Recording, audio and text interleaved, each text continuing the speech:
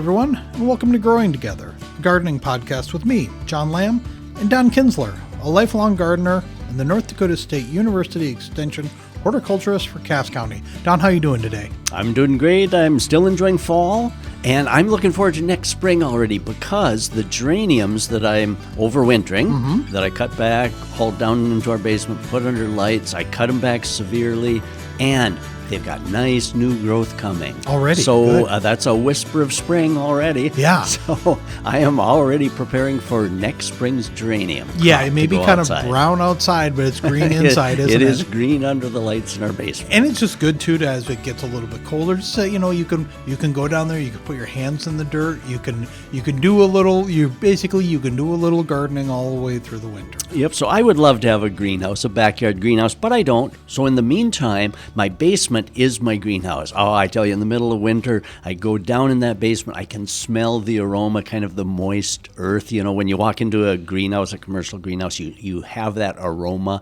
Well, anyway, down in the basement, working with those plants under lights, I have my greenhouse. So I'm already excited because I see the growth coming on those.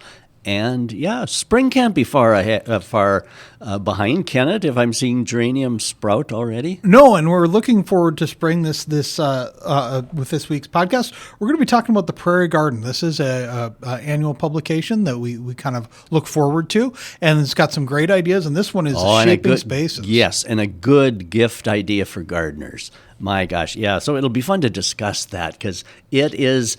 Any gardener on your list, Christmas list, is going to enjoy this. I guarantee it. All right. Well, first you've got a letter from a listener. Yes. Now, this letter is kind of in response to a recent podcast in which we talked about rabbit and deer control, the damage they can do, and also we talked about voles. So anyway, Nicole writes, "Hi, Don and John. It's Nicole in Duluth. I just enjoyed listening to your most recent podcast about pest control in the garden. I have many rodents and deer around here, so that's always a battle for me. I was thrilled to hear you encouraging the idea of natural rodent killers from the story of the coyote eating the rabbit in your yard. We once had a dead pigeon in our yard that we saw a bald eagle swoop down and eat, and that was thrilling. For this reason of predator and scavenger welfare, I'm wondering if you would be willing to encourage your listeners to only use rodent poison as a last resort in pest control. Owls and other birds of prey are excellent rodent killers, and when they eat poisoned rodents, they suffer secondary poisoning, which kills the bird and any babies in the nest, which also ingest the poison. I know that nobody wants to kill owls, but most people just don't think about this when they use rodent poison in their yards. Snap traps and other rodent traps are great first choices, and also creating habitats on your property that are friendly toward birds of prey and other carnivorous animals are wonderful options, as those creatures will happily help you kill your garden pests. Mother Nature is great at her job of balancing the life cycles, and it's so fun watching her do it. Thanks for all your work." From Nicole. Great letter. Yeah. And that is awesome. You know, oftentimes a person doesn't always think that rodent baits and poisons that you use and then kills the rodent. But then if a bird of prey eats that rodent, right, well, then, as Nicole mentioned, secondary poisoning. And so, you know, sometimes, as she indicates, sometimes that needs to be an option. But maybe a preferred, better first option is using traps. Yep. And, of course, then you catch the rodent, and, the birds of prey aren't going to be exposed to that. So I really appreciate Nicole bringing that to mind. And, yes, I think we can all, that helps us to be aware. And Nicole also sent an article from Science magazine in which they indicated that when they examined many red-tailed hawks that died, I believe almost 100% of those that they examined, the death cause was secondary poisoning. Oh, wow. And exactly. And, of course, if we get rid of the hawks, then we're going to have more rodent problems. Right. Exactly. So I really appreciate Nicole pointing that out. So thank you, Nicole, and thanks for listening. Yeah, it's great. And, what's interesting is Duluth is, pretty much just straight across Minnesota from where we are right now in Fargo. But it's kind of it can be because they are so close to the water there with the Great Lakes. The climate, I think, is maybe a little bit different. So yeah, it'd be interesting to see and hear about what Nicole and other listeners up in Duluth what they're growing. So that'd be kind of fun. It is, yes. And anyone that would like to email us, send the email to donald.kinsler, Kinzler, at ndsu.edu. So thanks. Thanks for all of you who do write in. Yeah, it's great to hear from people. Well, speaking of great things, you recently got the new copies of the Prairie Garden, the publication, and we've talked about this before. But tell us a little bit about what the Prairie Garden is. Yes, the Prairie Garden, a wonderful gardening book. And the Prairie Garden is a nonprofit organization in Canada based out of Winnipeg, and I'm on the board of directors in this organization that creates this edition each year. And they've been doing it for a long, long, long time. I believe since maybe about the 1930s or so. And what's fascinating about this book, which originates out of Canada, but Mother Nature in our area doesn't recognize an international border. Right. The climate does not stop at the boundary line between the United States and Canada. So if we take a look at North America, there's a big, huge area in the middle of it called the Prairie. In Canada, many of those are called the Prairie provinces. And, of course, much of North Dakota and Minnesota are prairie areas. And so we enjoy much of the same climate, zones 3 and 4, that the prairie provinces of Canada do. And so horticultural material, gardening information that applies to Canada and those prairie provinces, such as Manitoba, Saskatchewan, also apply to North Dakota, Minnesota, Wisconsin, South Dakota. And so as we like to say, we're all in this together. Mm-hmm. And we gardeners are all in this together, whether we're on this side of the border in the United States or on the other side of the border in Canada. So the Prairie Garden book is a wonderful collaboration of gardeners. And what I like about it is it's kind of a digest type book. You don't need to sit and read it from cover to cover in one setting. Instead, it's I haven't counted this year's number of articles within this. Typically, there are probably 35 or 40 in it. But each of the articles is really a standalone article, and but they're joined together with a theme. Each year, there's a theme for the book, and the hot off the press book. In fact, the official book launch was just recently, within the last day or so. So the 2026 hot off the press, the Prairie Garden book is entitled Shaping Spaces. And all of us, we have a space, a certain space. Mm-hmm. And maybe it's a big space, maybe it's a small space, maybe it's a space on a patio or a deck. But we have spaces in which we can garden. And so the entire theme of the book is examining the space that you have, and then it's filled with creative articles on how to best use that space. And, it's fascinating. Some of the behind-the-scenes things. Okay, we on the committee, on the board, meet once a month by Zoom, and so it's awesome. I oftentimes tell the rest of the people in my office, well, I'm going to Winnipeg tonight for the Zoom meeting, of course.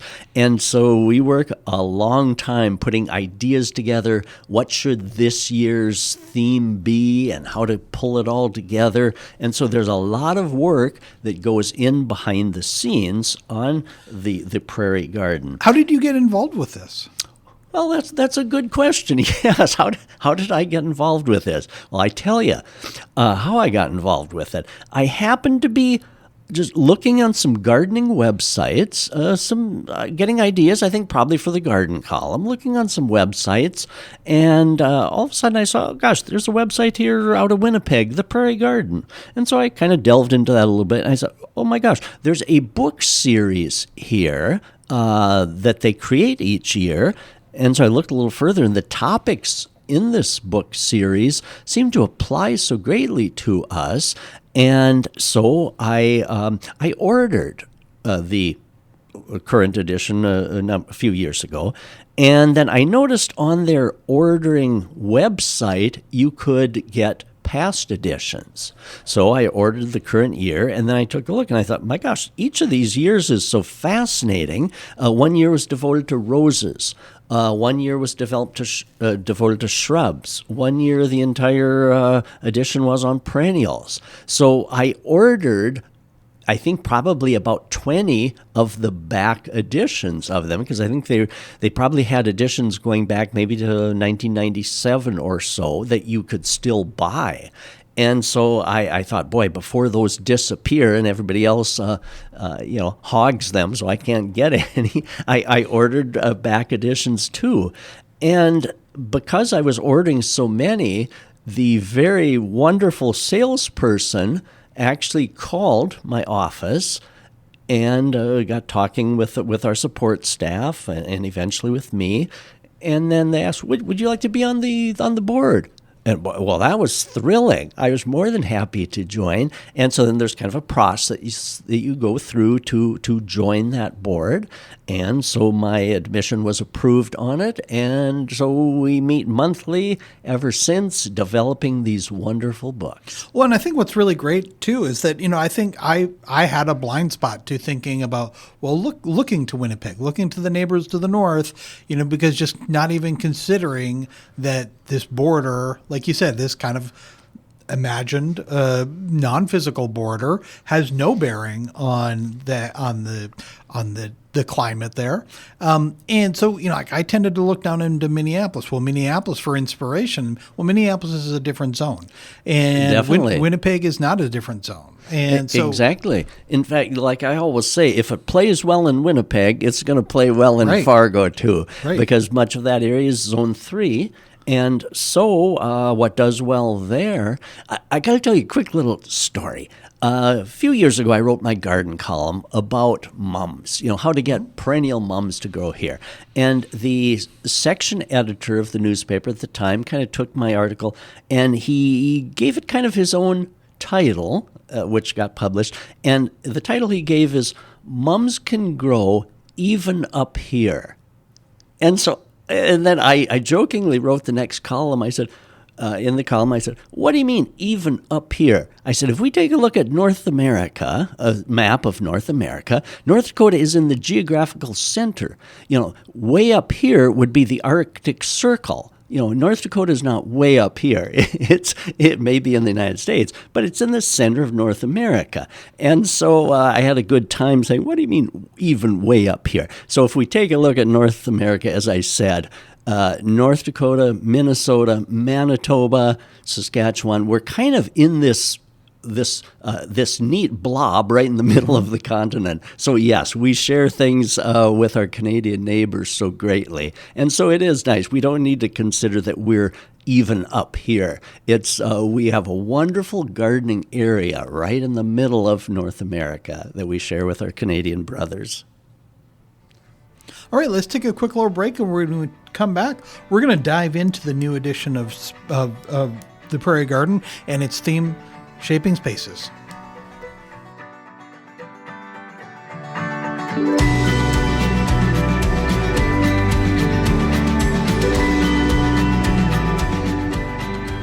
Get 3 months of local news for just 99 cents a month. You'll get unlimited access to the news you need to stay engaged and connected to your community. Visit inforum.com/subscribe now to get 3 months of local news for only 99 cents a month. This week we're looking at the new edition of the Prairie Garden. This is an annual publication that comes down from Winnipeg, but as we talked about, looks at our zone, our area, which is just as valuable information down here in Fargo as it is up in Winnipeg. It's maybe a different country, but it's not that far away. I mean, really, I think actually the distance from here to Winnipeg is comparable from here to Minneapolis, St. Paul. It's not, and from here maybe to Bismarck, and it's not that It's not Not the so world far away. away that we keep it out of mind. But because of the zones, like you said, if it plays well and if it grows well in Winnipeg, it's going to grow well here. Exactly. And this wonderful The Prairie Garden book, it's really a kind of a digest-sized book. And I thought it'd be fun just to kind of take a little peek inside let's at some do of that. these different articles dive here. in. So when I take a look, and again, each of these kind of articles really is a standalone article that's kind of fun to read. Then you can put it down, pick it up again when you have another cup of coffee. So for example, one article here, Small Garden Design, Expand Your Horizons. And gosh, when I look at that, it talks all about thinking vertically in a small space, how to use vertical. We've kind of talked about that, observing light and shade. Interesting in that article, it mentions kind of how to divide your space into rooms. So that's fun. And so let's take a look at another article here in it. Color and mood. How to use color in the space that you're developing. Sometimes we don't always think about that. But the effect that the colors. And I've seen some really neat garden spaces in which they've used color themes, such as pastel, if they kind of want a softer, relaxing type mood, or some people if they want vibrant reds and oranges and yellows, that sets a special mood. So that's a fascinating article on the use of how to set the mood in your space by the colors. Yeah, and all these articles are written by different authors, so you're always going to get kind of a different take, a fresh take, and some kind of new information in each article.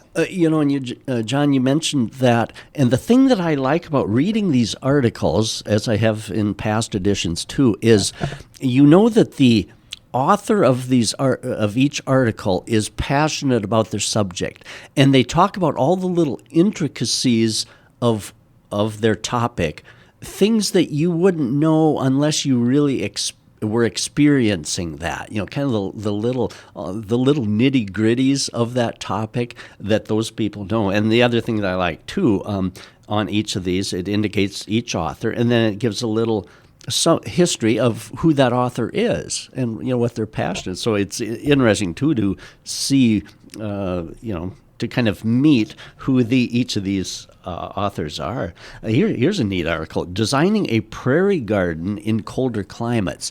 Prairie gardening is really a thing. Yeah. Bringing native grasses and wildflowers into yards. And so a wonderful article on how to do that. And there's some neat pictures in here. Yeah, and that one's written by a landscape architect. So somebody who, again, like you said, really knows their business. They really know this. You're taking advice from an expert here. Yeah, exactly. This isn't just going online and Googling something and taking whatever you find. This isn't AI. Well, and look at that picture of the prairie, the prairie pasque flower. Yeah. Isn't that cool? It'd be neat to have one of those. Oh, gosh, and then I turned the page and bee on hyssop flowers. Gosh, so that's got me kind of excited about prairie-type plantings. Yeah, and then turn a few pages, how to design your edible garden. And, that's a thing now, too. Instead of, if you'd like to incorporate some edibles into your space, here's a good idea on how to incorporate some of those in. I see they're talking about even apples, how to work those into your space, strawberries. Yeah, and there's a schematic there. They laid out the map where they've drawn a map. They show a drawn map, for that idea of, getting to plan your garden. And here we are, we were talking earlier about, in the middle of winter, it's good to be able to have some plants inside just so if you are an avid gardener, you can kind of keep your hands a little dirty. But this is another thing you could be doing over these winter months is drawing out plans for your garden and what you want to do. And this book here and this section, How to Design Your Edible Garden, is a great example of going about that. And what a wonderful way this winter to enjoy gardening by reading about this. Yeah. Here, as I'm looking through these, I can just imagine here in come December, January, when you're sitting looking at the snow outside. But reading these articles is going to bring it's going to bring summer and spring to you. Now, here's an interesting article here.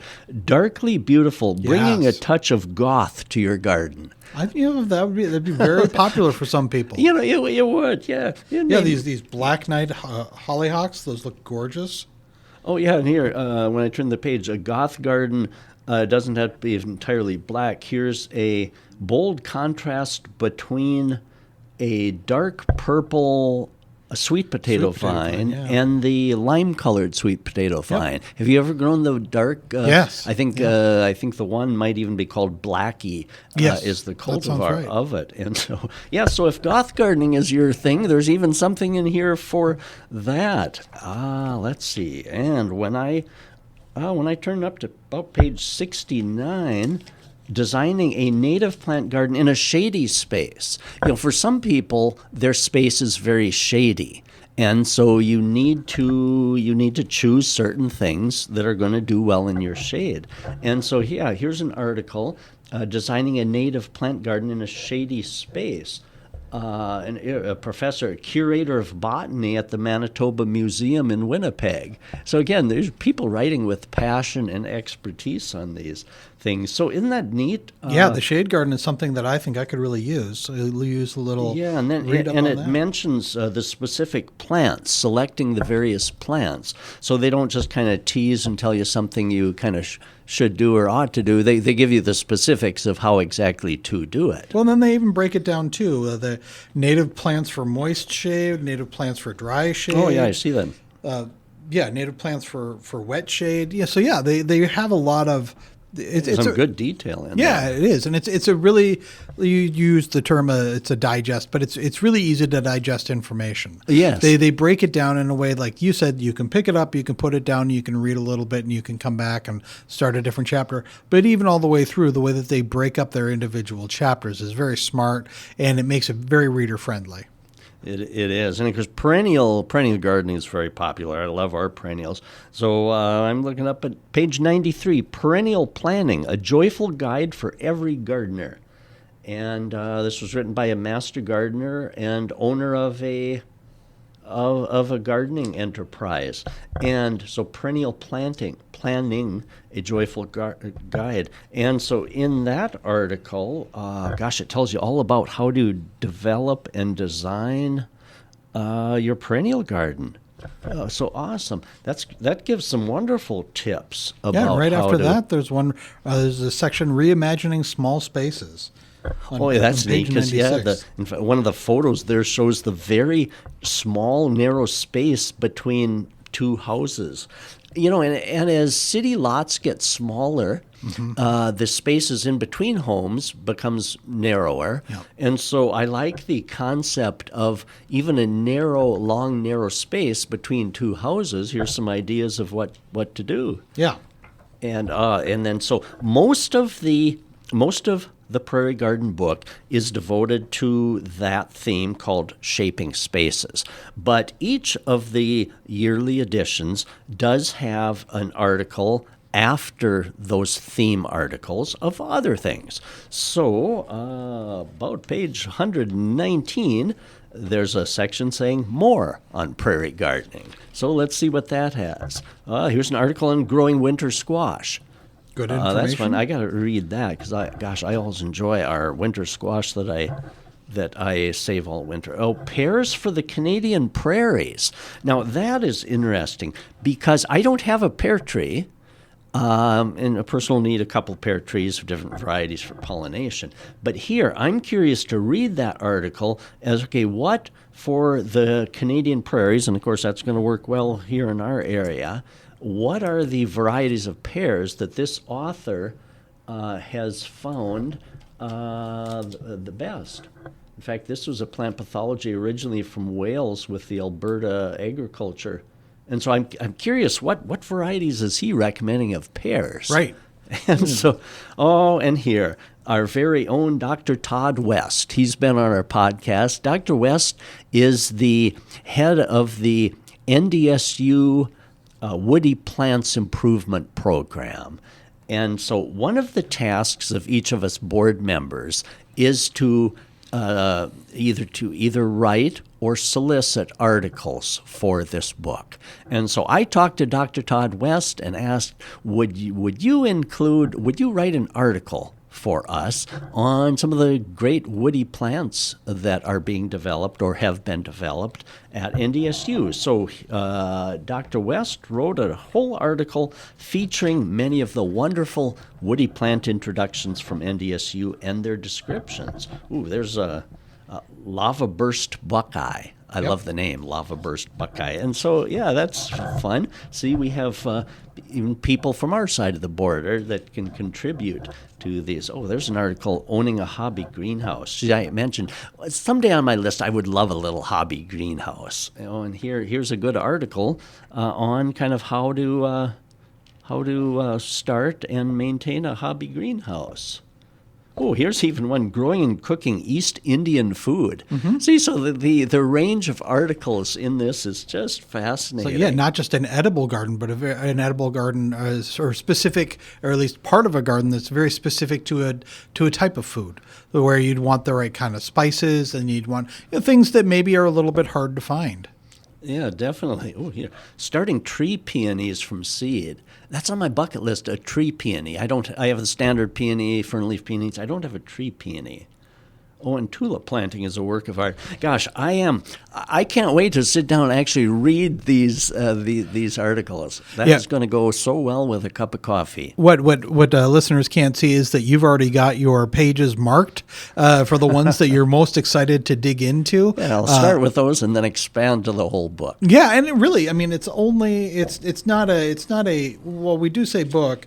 It's not daunting. It's 182 or about 190 pages or so. It's not a big tome that you need to worry about, and it's really pretty affordable. You can go online and you can buy it. It's $19.95 Canadian, which comes out to about a little bit over $14 US.